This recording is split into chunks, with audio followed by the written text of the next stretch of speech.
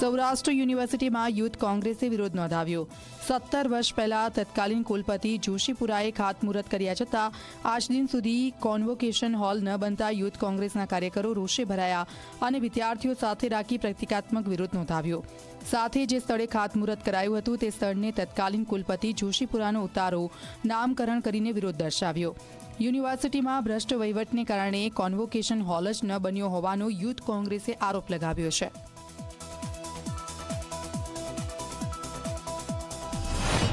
તાજમહેલ બનતા 17 વર્ષનો સમય નહોતો લાગ્યો। સૌરાષ્ટ્ર યુનિવર્સિટીના કોન્વોકેશન હોલ બનવામાં 18મું વર્ષ બેઠું છે। જે તે સમયના કુલપતિએ પોતાના મળતિયા કોન્ટ્રાક્ટરને ટેન્ડર વગર કામ આપી દીધું હતું અને 2 કરોડ જેટલી રકમ એમને ચૂકવી દીધી હતી। ત્યારબાદ વિવાદ થયો હતો ને હજુ આ કામ એમને એમ ખંડેર હાલતની અંદર પડ્યું છે। આજે કોંગ્રેસ દ્વારા રાજ્ય સરકારને જગાડવા માટે આ ખંડેરનું નામકરણ કરવામાં આવ્યું છે। આનું નામકરણ જોશીપુરાનો ઉતારવા રાખ્યું છે અને રિબિન કાપી અને રચનાત્મક એક વિરોધ કર્યો છે। 11 પછીની જે સ્થિતિ છે તે અંગે હું કહી શકું નહીં, કારણ કે 2011 પછી મારી જવાબદારી પૂર્ણ થઈ ગયેલી હતી।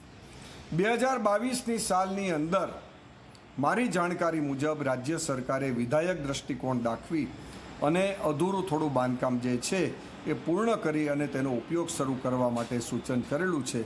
મને લાગે છે આ સૂચન જે છે એ વ્યાજબી છે।